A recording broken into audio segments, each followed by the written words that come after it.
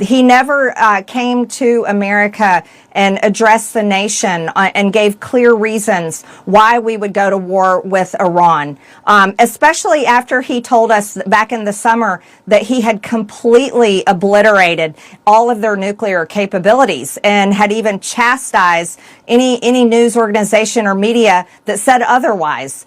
But here we are in a war with Iran, and it doesn't make any sense. And I'll go further with this. Why are we sending thousands of more U.S. military troops? Why are we sending more of our military resources? Why are we pulling military resources away from other sectors of the world where it's much needed and putting it all there to fight Iran and to have this war in the Middle East? And the reality is, hello everyone, welcome to Veteran Uncensored. I'm Chris Rodriguez, your host of the channel. Don't forget to smash the like button, subscribe to the channel, of course. And of course, I want to discuss everything that Marjorie Taylor Greene had to say as she calls on Vance and Tulsi Gabbard to come out and speak against the war. They have been very quiet, to be honest. So we shall see. Again, this channel is not a biased channel. It's not for one or the other. I am a conservative myself.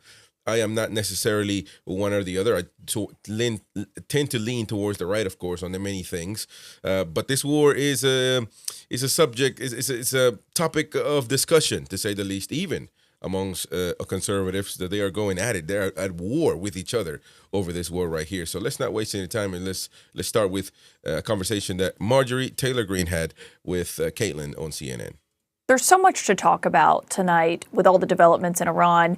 I think first, though, on the 13 service members that have now been killed during Operation Epic Fury, I wonder what goes through your mind when you think of those lives that have been lost already. Devastating. Oh, it's absolutely heartbreaking, Kaitlan. I'm a strong supporter of our military and the great men and women who serve. I think they're some of the greatest among us, and their families who are so concerned about them right now. These are 13 lives that I believe should not have been lost. This war is not something that Americans voted for in 2024. As a matter of fact, we voted for the opposite. We voted for no more foreign wars, no more regime change. And we were told by many members in the administration throughout the campaign, J.D. Vance, Tulsi Gabbard, and others, that they believed that going to war with Iran would be a terrible idea. It was something that Charlie Kirk himself had said over and over again. And Donald Trump, President Trump, I voted for him 3 times, fought for him to become president, and I still want him to be successful. But he told Americans for over 10 years and even longer that he thought foreign wars and regime change was really a bad direction for America to go in. And we trusted and believed him that we wouldn't be doing this. But, this was an unprovoked war, and Israel pulled us into it, pulled America into it. And so those are 13 lives that should not have been lost. Well, give it a pause there for just a second. I mean, she does speak a lot of sense when it comes to this. I mean, those lives this is not, here's the thing. It depends on what you believe, and it depends on what the truth is, really. I mean, we voted for Trump, and I did, of course. So you can say because we trust him to tell us the truth. And he says that they were weeks away from nuclear weapons, but we've been hearing this narrative for a long time now, even from the Prime Minister of Israel, dating the 90s. So that they're weeks away, they're 5 months away, they're this away, they're that, so which one, what do we believe here? The more you read into it, the more you watch, the more people tell you, and you have these conversations with people, the more you come to the realization that this war is a very tough situation. We don't know it. It all depends on the truth, but who is telling the truth is the biggest question here. Those lives, this is not a war on U.S. soil. They didn't attack us first. This is not the same as 9/11. I was in favor of 9/11, but because there was a literal a terroristic attack on the U.S., this is much different. So although the Ayatollah is gone, there's another guy there waiting for him. And so when is this regime change going to happen? I'm not sure. Yeah, and of course, when the president was asked about that, he argued that maybe he forced Israel's hand in this matter. But I mean, now here we are 13 days in. He's planning on sending more troops to the region, we're told. It's not clear exactly what they'll do while they're there, a Marine group. Is that something you support? Absolutely not. As a matter of fact, I like many millions and millions of Americans are outraged by this. He never came to America and addressed the nation and gave clear reasons why we would go to war with Iran, especially after he told us back in the summer that he had completely obliterated all of their nuclear capabilities and had even chastised any news organization or media that said otherwise.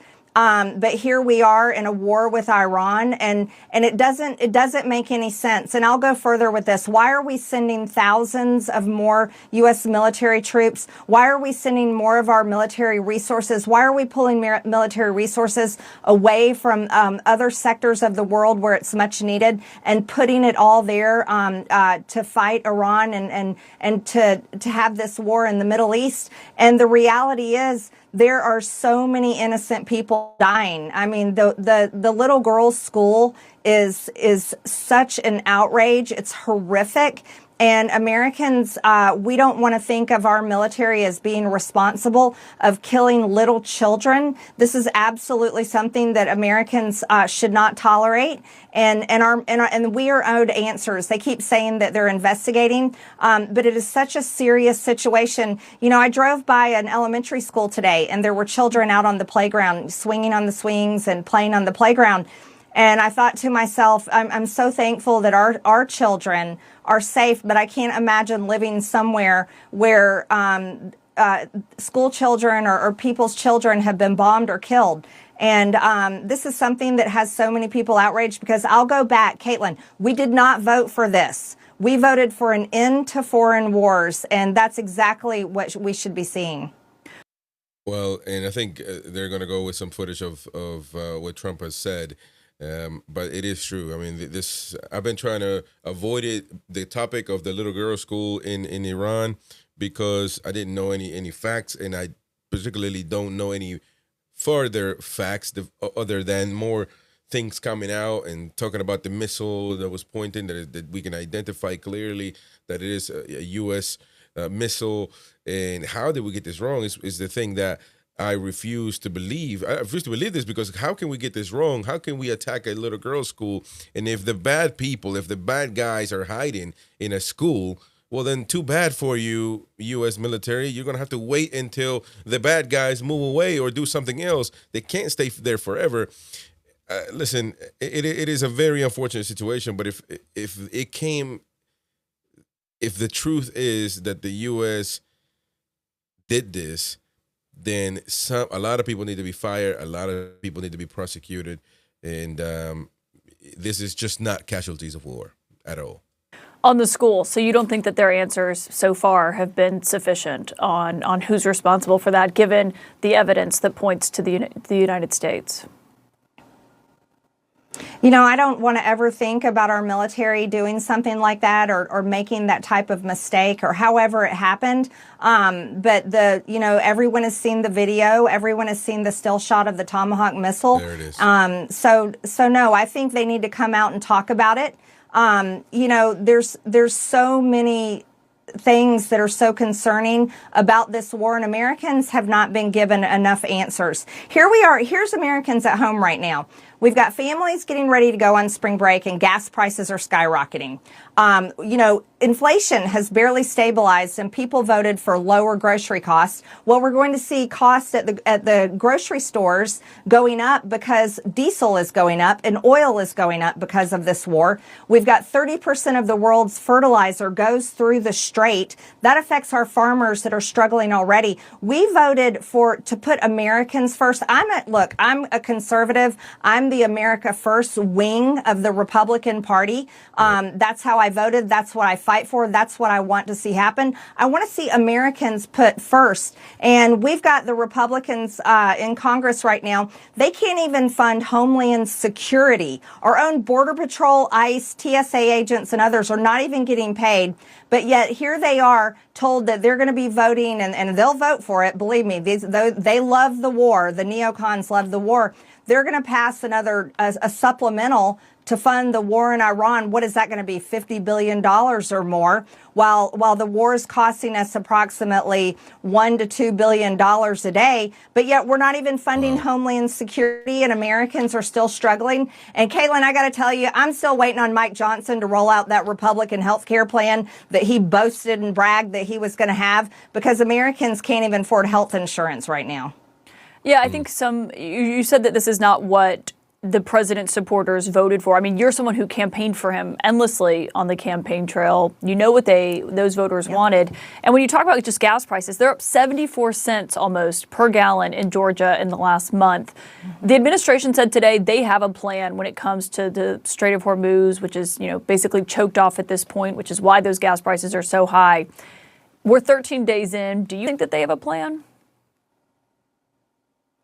I don't know if they have a plan or not, because they've never made a clear case to the American people why they are bombing Iran. They've never made a clear case why they're supporting Israel while Israel is bombing Lebanon, and while Israel totally grazed Gaza, killing thousands and thousands of people and children. No, I don't think they've made a clear case for this at all. And the reality is, this is something that Americans are so fed up with, and we voted to end it. That's what we voted for, to end all of this. That's it. Here we are over a year into President Trump's administration, and we're in a full-scale war with Iran that doesn't seem to be ending anytime soon. So no, none of it makes sense. Well, I wouldn't necessarily say we're in a full-scale war with Iran. And I know that a lot of people will disagree with that and will come at me for that. But words matter. And a full war with Iran would be troops, just like Iraq, troops on the ground. In this particular case, we are not there yet. And I would be opposed to that 100%, obviously. The casualties that we've had have been due to missile strikes, etc. And some of the soldiers that were killed were part of the logistic support group. Of course, the airplane went down in Iraq. That's not good at all. Some people say it's an accident. Some people say it was deliberate. We don't know all the facts yet, but still, it was in Iraq, and everything adds up. Everything is a little too much, if you will. And I just can't think that Trump is. I mean, the fact of the matter is that when Trump speaks about this, President Trump, it seems like a joyous type of speak, is that everything is great. We're hitting them with everything that we have, or not everything that we have. We're hitting them with so much power. They don't even know what's hit them, And listen, some of it is factual to the point where they don't have the Ayatollah within the first day of these strikes. The son was the other one that was supposed to be in charge, got bombed as well. The son who was supposed to take over supposedly doesn't have a leg and is very injured and almost in a coma or whatever. The Iranian regime, obviously, they looked like clowns when they put up the picture of the new Ayatollah with the cardboard body or whatever. That was comical, of course. But at the end of the day, none of this is funny. And gas prices are very, very, very high at the moment, and they can only get higher if this continues. So the thought about the American people need to be in everybody's mind. Of course, the families of these soldiers that have been killed, that nobody really is speaking of too much, is very important. So let's finish this video. You're someone who once said you thought that there was no one more deserving of the Nobel Peace Prize than President Trump. Obviously, he's long sought one. Do you think that there's any way he could still get one given this war? You know, at one time when he wanted to be the president of peace and he wanted to end wars and constantly talked about no more foreign wars, no ending wars, of course I thought he deserved the Nobel Peace Prize. But do I think he deserves it now? No, absolutely not. And I don't think this is what the American people want. Look, I think there's a big divide, Kaitlan, between the baby boomer generation and like Gen X, my generation, and the millennials. You know, our generations have been the ones that have been sent to fight these wars in the Middle East, and our generations have paid a huge cost, and we want to see it over with. But yet it's the baby boomers that are in power that are just clinging to power, living out the end of their days. You know, it really angers me, Kaitlan, because I feel like they're ruining it for the rest of us. They're leaving us with tens of trillions of national debt. Only 7 years from now, Social Security is going to be bankrupt. So me and you, so our Social Security payments are going to be basically a tax, and we may never see a Social Security check. So the direction of America and the divide between the generations, where many baby boomers are supporting this war because that's what they've been told on television, where many of us, we get our news from alternate sources and international news, and we know what's going on. You know, here's the message for the rest of the world. The younger generations of Americans, we don't want war with the world. We want peace. We desperately want peace between all of our nations. We want good trade. We want to have good business deals. And we want to be able to visit your countries and you come visit ours. This is not what we want. This is not what we voted for. Yeah. And I'm certainly praying for our military troops, and I'm praying for the administration to stop the insanity. The president. Well, listen. I agree with a lot of what she's saying, to be honest. People voted for Trump. Listen, Republicans didn't get Trump elected. Let's not get it twisted. The hardcore Republicans I'm speaking of. The ones that got Trump elected are independents, people of a lot of Hispanics, a lot of black people, a lot of white people that weren't particularly in love with the Democrats and didn't like Kamala Harris because she was incompetent, and she still is incompetent to be in office in any type of capacity. And, they're the ones that got Trump elected because he spoke sense. Donald Trump spoke sense when he was running for the country, for the presidency. And nobody wanted to be in wars. I mean, we looked at how much money we were giving Ukraine and to fight the war in Russia or against Russia. And it was so much money that I was thinking to myself, like, what's going on here? Like, we need this money here in America. You know, we have this money could be used in America. And as Marjorie Taylor Greene was saying, speaking of the Social Security, I mean, to be fair, it's a great point. Not that Marjorie Taylor Greene or Kaitlan Collins will be using Social Security or dependent on Social Security when they retire, because clearly they won't. They got a lot of money and they're millionaires themselves.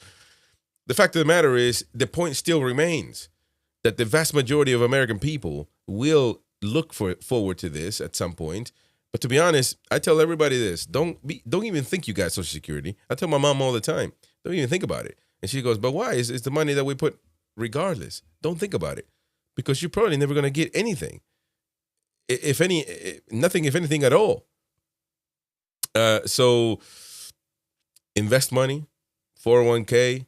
But even now, your accounts, if you're in 401k, if you're investing money in the stock market, everybody's taking their loss because of this. War is not good. And we voted to not have war. And unfortunately, that's not what we're getting at the moment. Now, listen, if Iran were clearly due to threaten us with nuclear weapons, I don't want Iran to have nuclear weapons. No doubt about that. There's no discussion when it comes to that. And there's no discussion that in a great world, we wouldn't want the regime to be there. But we all know, everybody knows, when they talk about regime change, it's always been the Strait of Hormuz. How is that's going to affect the world?